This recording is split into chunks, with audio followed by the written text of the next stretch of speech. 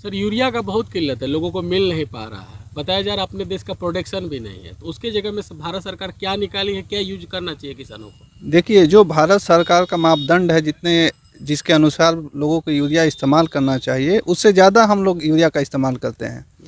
हम लोग अपनी मिट्टी का, हम लोग इधर आए हुए हैं भरगमा के सिमरबनी इलाके में। यहाँ लोगों से पूछने में ये पता चल रहा है कि किसी को अपना मिट्टी जांच तक नहीं कराया है। उसको ये पता नहीं है कि मिट्टी में किस किस पोषक तत्वों की कमी है, कौन सा पोषक तत्व मौजूद है।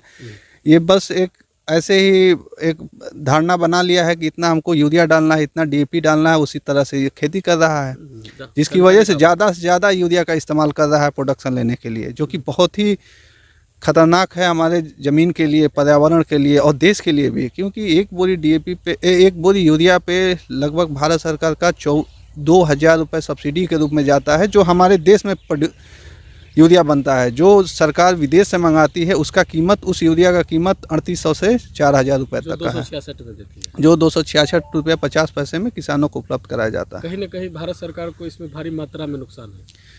ये देखिए, भारत सरकार का कोई अपना पॉकेट नहीं होता है।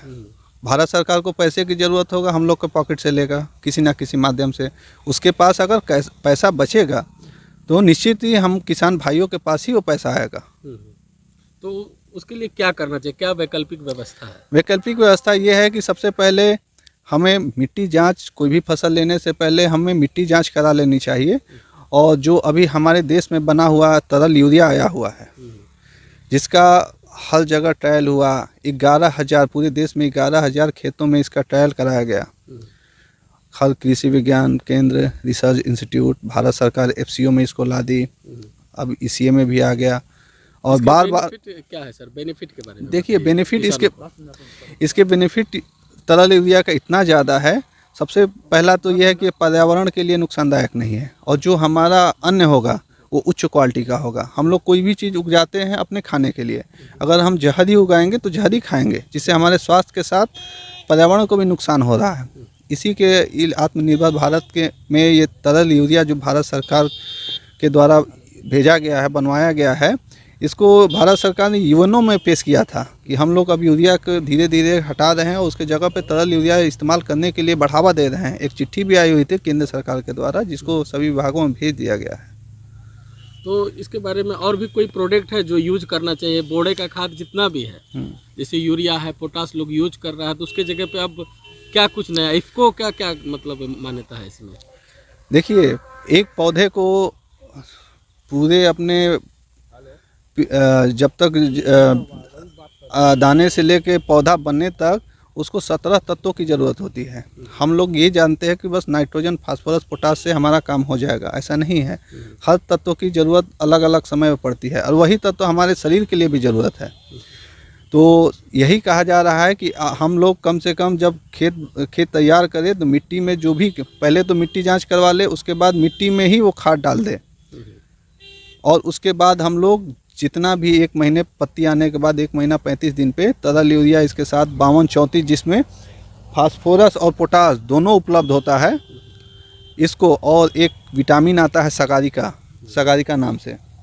ये विटामिन में 17 तत्व है। इनको डाल के हम लोग स्प्रे कर दें। हमको कोई भी उस समय मिट्टी चढ़ाने में कोई भी खाद का इस्तेमाल नहीं करना पड़ेगा, जो कि एक बहुत कठिन परिश्रम होता है किसानों के लिए। 6-6 मजदूर लगते हैं, दिन भर लग जाता है 1 एकड़ का मिट्टी चढ़ाव करने में।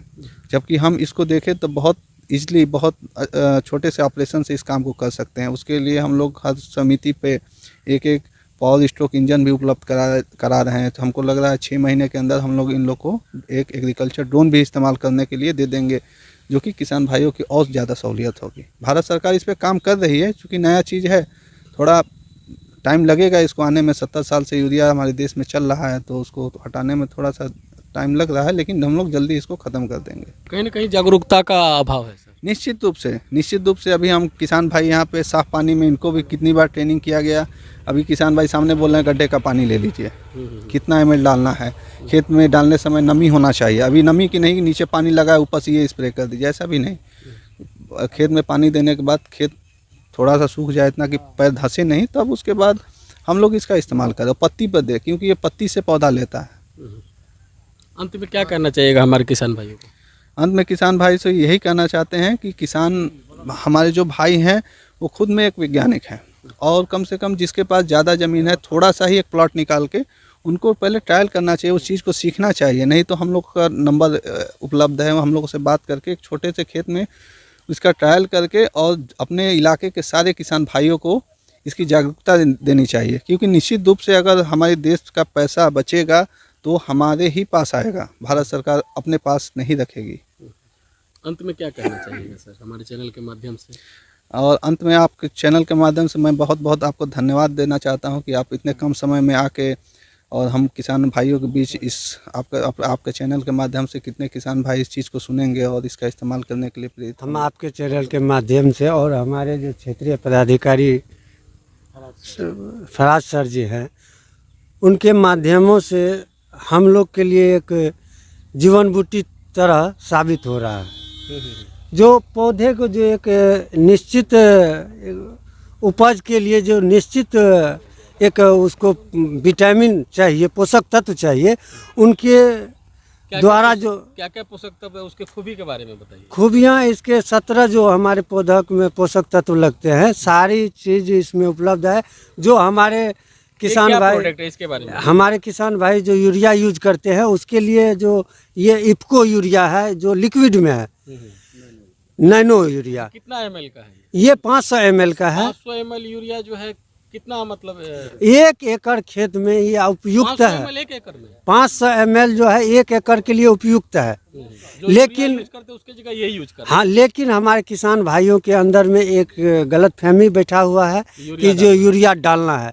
एक बार हो सकता है अगले बार आए थे हम कुछ कमी लेकर के आए थे, अब की बार पूर्णतः हम पूर्ण रूप से आए हैं कि जो किसान को जो उसके पौधे में जो जितने भी पोषक तत्व चाहिए उनमें भरपूर मात्रा ये 500 ml का जो है बोतल है ये नैनो का 1 एकड़ खेत में पर्याप्त है। उनके साथ जो अनेक बीमारी होती है उनको दूर करने के लिए उस पोषक यानी विटामिन पाने के लिए ये हमारे सर जो है सागारिका, ये जो विटामिन है इसमें 17 पोषक तत्व पाए जाते हैं जो पौधा के लिए उपयुक्त है। उसके साथ साथ हम ये देख रहे हैं इफ्को, इसको मिला करके मतलब 1 एकड़ में 8 ढोल बनाया जाता है। पूर्णतः गाछ के पत्तियों को भिंगा देना चाहिए था, और इनसे हमको काफ़ी किसान को हम यूज किए हैं, इसलिए हम डट के आप लोग के सामने आ रहे हैं। ये आपका क्या सलाह है किसान भाइयों को?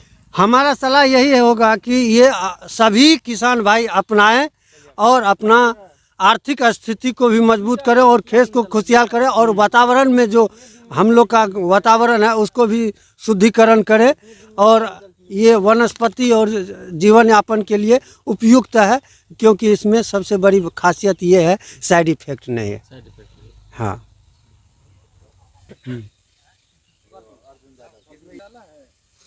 ये जो नैनो वगैरह है ये सब अगर जरूरत पड़े तो कहाँ लोग सिमरबनी की जनता कहाँ खोजे?